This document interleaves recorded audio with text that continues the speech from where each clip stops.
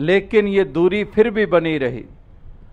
इसको दूर माने बैठे, इसको सातों आसमानों पे इसको सीमित रखा हमने, इसको हमने एक दिशा में सीमित रखा, इसको हमने जाना कि शायद जंगल में ही है, इसीलिए जंगलों में गए खोजने के लिए। काहे रे बन खोजन जाई सर्वनिवासी, सदा अलेपा तोहे संग समाई। कि कहाँ बनों में खोजने जा रहे हो, मोको कहाँ ढूंढे बंदे मैं तो तेरे पास में।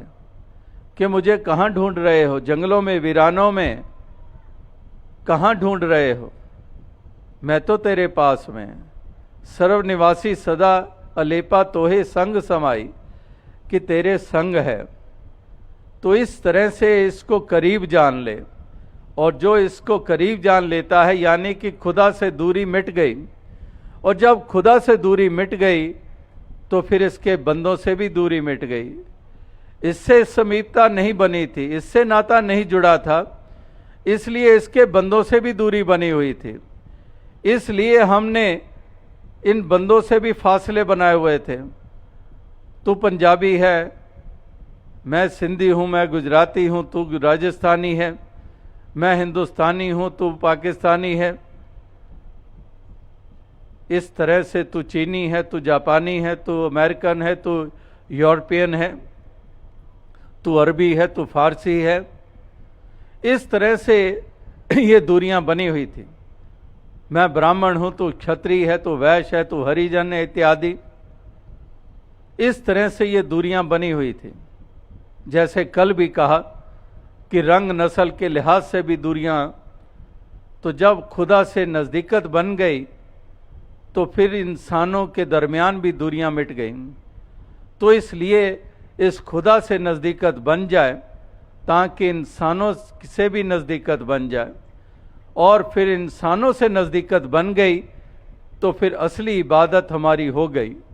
जब इंसानों से प्यार करना हम सीख गए, इनसे फासले मिटा दिए, इनको गले लगा लिया, ये नहीं देखा कि ये पगड़ी वाला है कि टोपी वाला है, इनको हमने गले लगा लिया, जान लिया कि ये मेरे ही परिवार का अंग है, खुदा के ही परिवार का अंग है।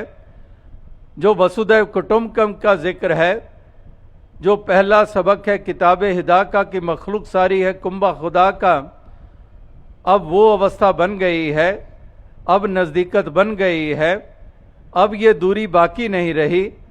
तो जब इंसानों से दूरी मिट गई, इंसानों से प्यार करना हमने सीख लिया, तो फिर यानी कि सही मायनों में खुदा की बंदगी और इबादत हो गई।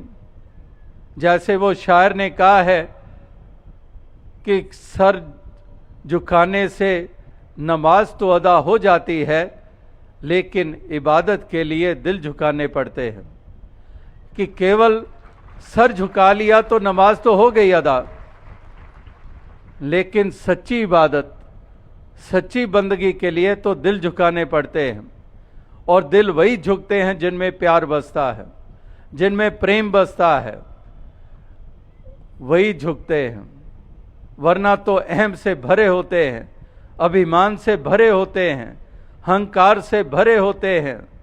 मैं क्यों इसके करीब जाऊं, मैं क्यों इसको अपनाऊं, ये मेरे से नीचा, मैं ऊंचा, मेरा मजहब ऊंचा, इसका मजहब नीचा, मेरा पैगंबर ऊंचा, इसका नीचा।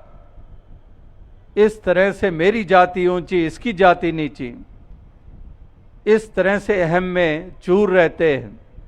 जैसे वो शायर का फिर एक शेर ध्यान में आया कि आदमी के बारे में ये बात समझने वाली है कि सर जितना भरा हुआ है, दिल उतना ही खाली है। कि जितना इसका सर भरा हुआ है, यानी कि अभिमान से भरा हुआ है, दिल इतना ही खाली है, दिल बिल्कुल खाली है। जैसे कि एक कोई वीरान जगह है, खंडर है, दिल बिल्कुल खाली है, क्योंकि सर भरा हुआ है। और जिसके सर भरे होते हैं वही सर फिरे होते हैं। तो इसलिए महापुरुष संतजन यही एक संदेश देते हैं कि इस खुदा से नज़दीकत बना लें, इस मालिक खालिक से नज़दीकत बना लें, और इसके बंदों से नज़दीकत बना लें, और सच्ची इबादत सच्ची बंदगी हो जाएगी। और कोई तरीका नहीं है, और कोई ज़रिया नहीं है। तो इसलिए इन बंदों से प्यार करना हम सीख जाएं और प्यार का जहान हम बसाते चले जाएं। चारों तरफ प्यार के तराने हों, चारों तरफ प्रेम के नगमे हो, चारों तरफ प्यार की ठंडी फुहार हो, और इस प्रकार से एक हम दिव्य गुणों से युक्त होकर इस जीवन के सफ़र को हम तय कर लें। कहीं पर भी अहम ना हो, कहीं पर भी अभिमान ना हो। जैसे हिरण्यकश्यप वो सतयुग में हुआ, लेकिन वो सतयुग में पैदा होने के बावजूद वो अभिमान में रहा, वो क्रूर रहा, अपने बेटे प्रहलाद के ऊपर जुल्म करता रहा, और उसका बेटा वो भक्त साबित हुआ, अपने ही पिता से कहीं ऊंचा साबित हुआ। तो इस प्रकार से होली का त्यौहार अभी कुछ हफ्ते पहले ही गुजरा है, और होली के त्यौहार के साथ जुड़ा हुआ वही पहलू है, हिरण्यकश्यप वाला, भक्त प्रहलाद वाला, हिरण्यकश्यप की बहन होलिका वाला, जो अभिमान में चूर थी,